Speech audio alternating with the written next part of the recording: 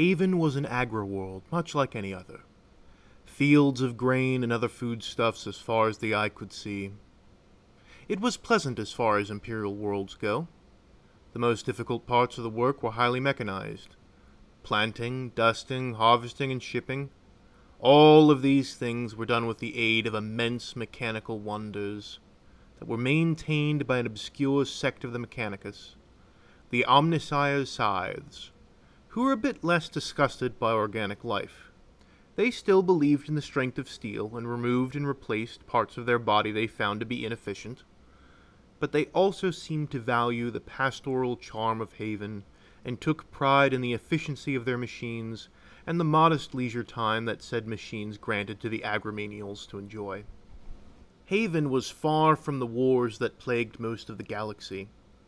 Occasionally there would be a few pirate raids, largely human, but Haven benefited from an odd galactic geography. They were nowhere near the Necron dynasties or the Tau Empire. Their system was not close to an entrance to the Webway.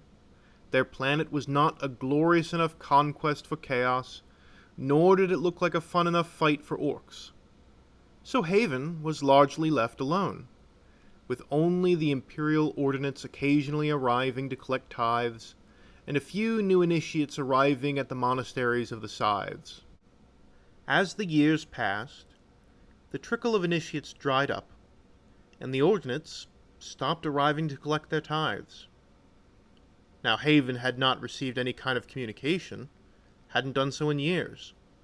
Most of the inhabitants simply assumed that something had happened to make warp travel difficult, and also disrupt warp communication. So, not knowing anything else, they continued their daily routines. But one day, everything changed. In the sky, a great vessel appeared.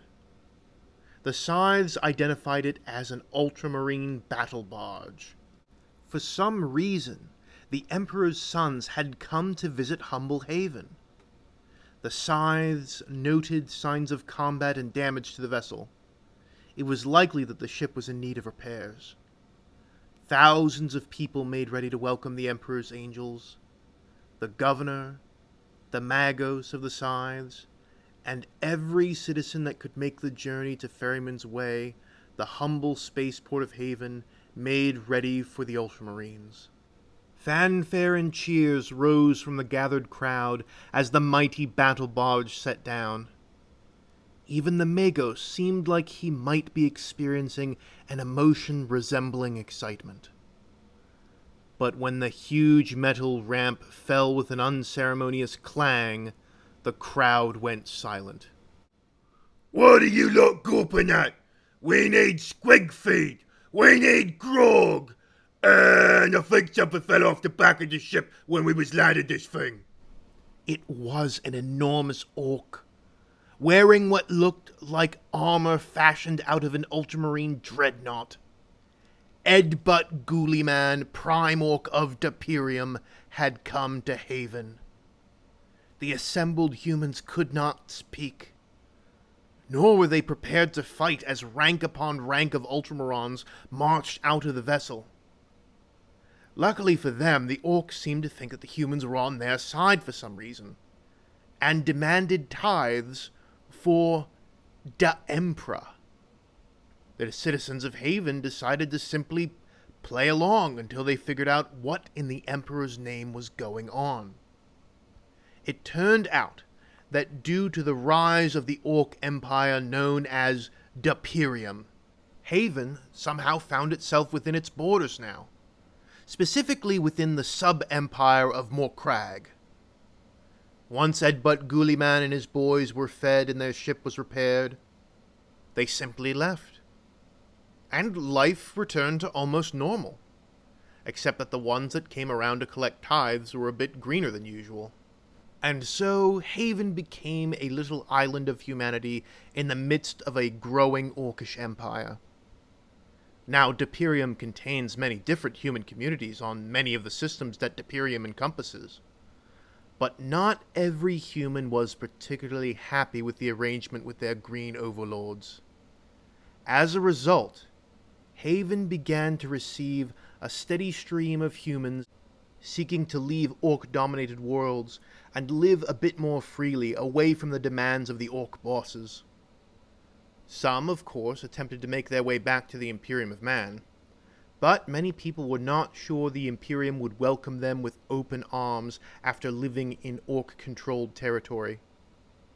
So, Haven began to grow in population, particularly Ferryman's Way, as it slowly began to grow into a proper metropolis. It became a hotbed for resistance organizations planning operations against the orcs of Perium. All of these hot-headed strangers coming to Haven did not sit well with the local population. Most of them did not care what happened to the rest of the galaxy as long as they were left alone. As Ferryman's Way continued to grow, a great divide began to spring up between the city folks, who were using this quiet planet as a staging ground for resistance movements, and the country folks, who simply wanted to continue to work the land for as long as they could. And they were worried that the city folks would bring ruin to the planet when the orcs realized where all the Humi rebels were coming from. But, for now, Haven continues as it has for centuries, growing crops and shipping them to their lords. But how long will it remain so? No Man do they call me, my mother and my father, and all my comrades as well. Thank you all for listening to this episode of A Day in Perium. If you enjoyed what you heard, please leave a comment and a like in order to appease the algorithm. If you would like to hear more stories about quiet farming planets that have remained untouched by the flames of war, please do subscribe to my channel. If you would like to support me, you can click on the links below and check out my Patreon, my PayPal, and my Teespring. Finally, if you would like to hear more stories about Perium, you can click on the Day in Perium playlist, which should be appearing on screen right now. Thank you all once again for listening. No Man out.